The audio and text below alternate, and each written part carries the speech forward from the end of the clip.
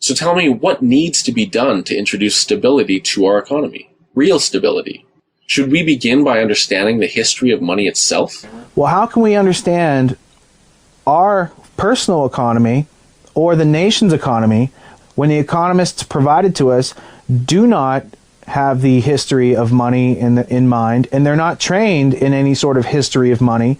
So how can people who have no insight as to case histories of different civilizations and how money has evolved over time, if they're not given that information and they're just given, hey, here's Adam Smith and capitalism's controlled by a black hand and an artificially contrived shortage, go about your business and bullshit the country, then you've got guys from like Jim Cramer who went to Harvard with Elliot Spitzer and these other characters, and they're all playing a Ponzi scheme on the rest of us who, once accountants are ripping off Enron and these other smart people, it's like Joe Rogan says, that's far out intellectual stuff. If they can rip off accountants, they can definitely rip you off.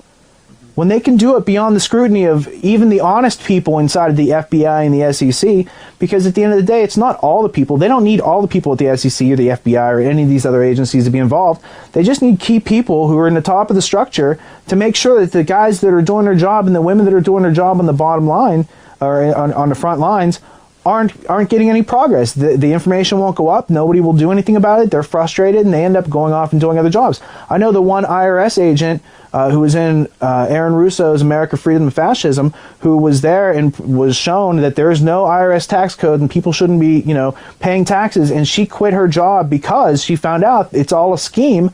She's now in jail for that. Sherry Jackson, exactly. And so she's not in jail because she broke the law. She's in jail because she found out the whole thing's it's a scheme, and she was trying to tell people and inform people and get people to save their own lives, because nobody's going to come around and save your life for you. I'm sorry to, there was many a day that I wished that the person I was writing to would say, yeah, let me just publish this stuff and just get the facts out there or whatever. And it doesn't happen. And there's a reason it doesn't happen. It has to do with the almighty dollar. And that dollar sign that Ayn Rand uses in Atlas Shrugged, which is the sign of all the people that are, participating in that plan. They wear a dollar sign on their lapels. And so when you understand the history of the dollar sign coming from the alchemist Cagliostro and all the occult nature of the economy and the creating of something out of nothing, which is what international bankers do, I mean, there is just so much area there that the oversight that needs to happen, it needs to, Steven Zarlinga from the American Monetary Institute wrote this book called The Lost Science of Money, and part of the book is something called the American Monetary Act. Part of the plan is that Congress would issue its own money.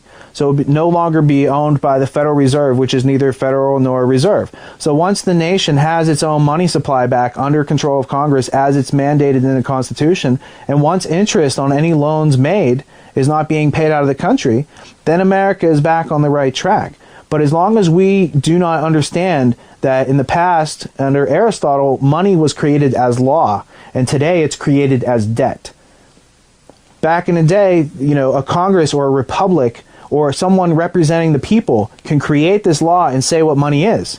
Today, when money is created as debt, who creates the debts? The bankers.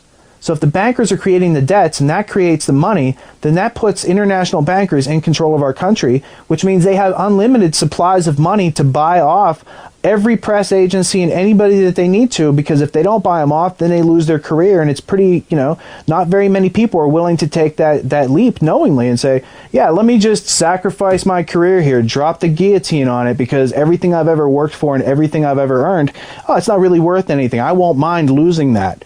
I'll just sit, and take it. So how much did this whole lesson cost you? It cost me everything that I had ever earned.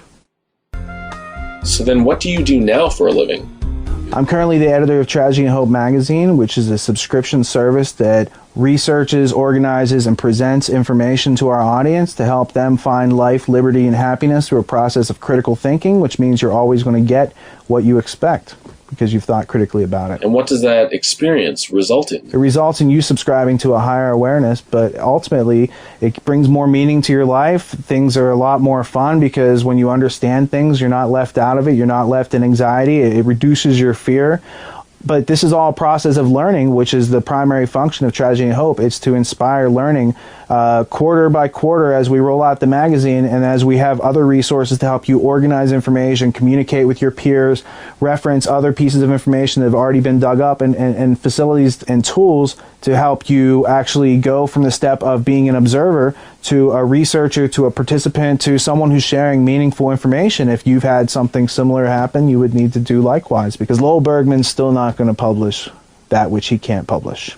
Do you have any closing thoughts for the audience? So if this lack of understanding that is proliferated and precipitated upon our world over the past couple years is an indicator of a necessary change that has to take place, we need to recognize that change is not tradition, change is not the status quo, change demands action, and that the actions we need to take as Americans are bring some checks and balances to bear on these unregulated situations and start to at least place a tourniquet on these gashes that have been made in our economy by way of Obama's team, Bush's team of administrators. These guys all work together.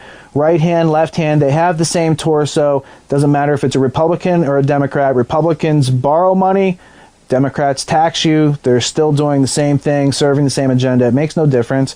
It's all for a goal that is not in the best interest of the American people, and the people who are doing it are not doing it in the best interest of America because they have allegiances to organizations which supersede the ideas of nationality. Support independent media or you will lose your independence. And that's not fear, that's just the facts. And if we don't like the facts, then let's do some learning together and figure out where things really are. If you don't agree with what I'm saying, I'm not expecting you to believe me.